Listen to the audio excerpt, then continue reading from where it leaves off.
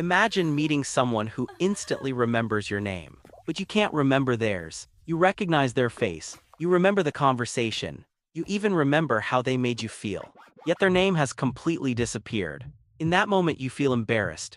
You wonder, what's wrong with my memory? But here's the surprising truth. Forgetting someone's name doesn't always mean you're forgetful. It doesn't mean you don't care.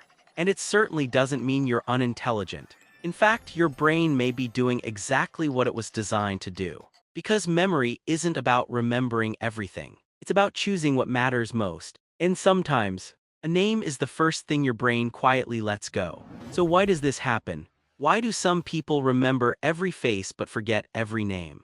And what does this reveal about the hidden psychology of the human mind? Let's find out. Your brain is always filtering reality. Have you ever wondered why you can remember someone's smile, but completely forget their name? The answer lies in the way your brain works. Every single second, your brain receives an enormous amount of information. Faces, voices, colors, sounds, smells, thoughts. If it tried to remember everything, it would become overwhelmed. So it does something remarkable. It filters reality. Think of your brain as a security guard standing at the entrance of your mind. It constantly asks one simple question: is this important enough to remember? If the answer is yes, it stores the memory. If the answer is no, it quietly lets it go.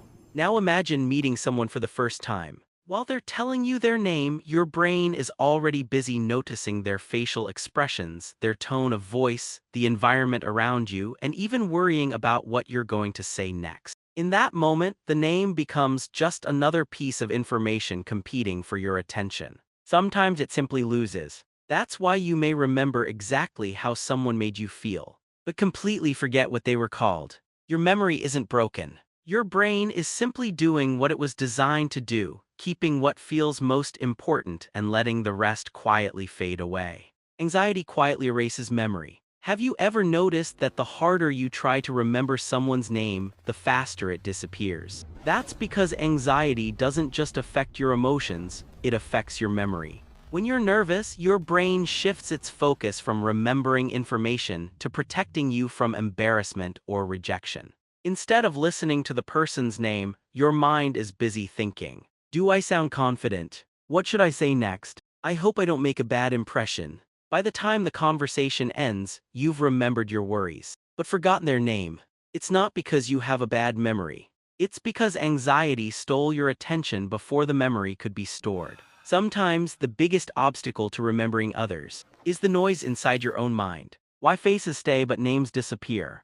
Have you ever noticed something strange? You can instantly recognize someone's face after years, but still struggle to remember their name. That's because your brain treats faces and names very differently. A face tells a story. It shows emotion, personality, and expression. Your brain can instantly recognize a smile, a pair of eyes, or a familiar look because that's how humans have survived for thousands of years. Names, however, are just labels. They don't carry the same emotional meaning. Unless a name is repeated or connected to a strong experience, your brain often doesn't consider it important enough to store. That's why you may forget what someone is called, but never forget the kindness in their smile, the sound of their laughter, or the way they made you feel. Your brain remembers people through emotion, not just through words. The hidden psychology of overthinkers. Many people who forget names aren't careless. They're simply overthinking. While someone is introducing themselves, their mind is already racing with questions. Am I making a good impression? What should I say next? Do they like me? Instead of being fully present, they're trapped inside their own thoughts. Their attention is divided. And without full attention, the brain struggles to store new information. The name is heard, but never truly processed. Ironically, overthinkers often remember every detail of the conversation, every emotion, and every awkward moment. Yet the one thing they wanted to remember the most quietly slips away. Sometimes, forgetting a name isn't a sign of a weak memory. It's a sign of a mind that's thinking too much. Memory doesn't store facts, it stores feelings. Have you ever forgotten someone's name, but remembered exactly how they made you feel? That's because your brain isn't just built to collect facts. It's built to remember emotions. Think about the people you'll never forget. It isn't their name that stays with you. It's the moment they made you laugh, the kindness they showed you, the comfort they gave you when you needed it most. Emotions leave a much deeper imprint on the brain than simple information ever can. A name is just a word, but a feeling becomes part of a memory. That's why you may struggle to remember what someone was called, yet instantly remember the warmth of their smile, the sound of their laughter, or the way they made you feel safe. Your brain isn't choosing facts over feelings by accident. It's choosing what matters most to your emotional survival. Because long after names are forgotten, the feelings people leave behind often stay with us for a lifetime. What forgetting names really says about you. If you often forget people's names, don't be so quick to judge yourself. It doesn't necessarily mean you have a poor memory. And it certainly doesn't mean you don't care about others. More often than not, it reveals something deeper about the way your mind works. Perhaps your brain is constantly processing emotions instead of labels. Perhaps you're an overthinker, so focused on making a good impression that you miss small details. Or maybe your mind is simply overloaded with information, choosing to keep what feels most meaningful and quietly letting the rest go.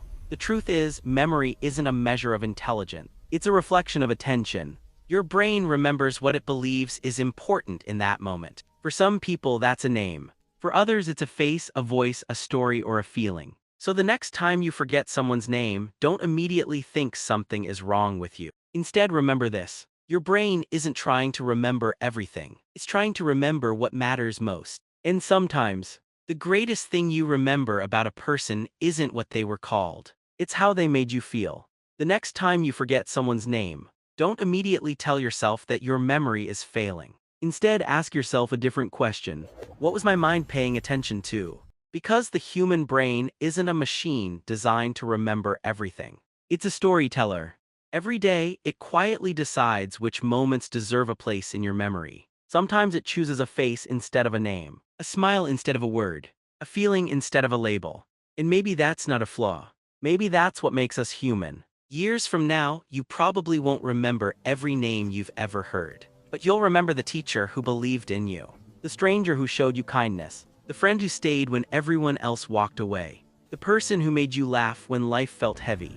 Because people are remembered not by the names they introduce themselves with, but by the emotions they leave behind. So if you've ever felt embarrassed for forgetting someone's name, be kind to yourself. Your brain wasn't trying to erase a person.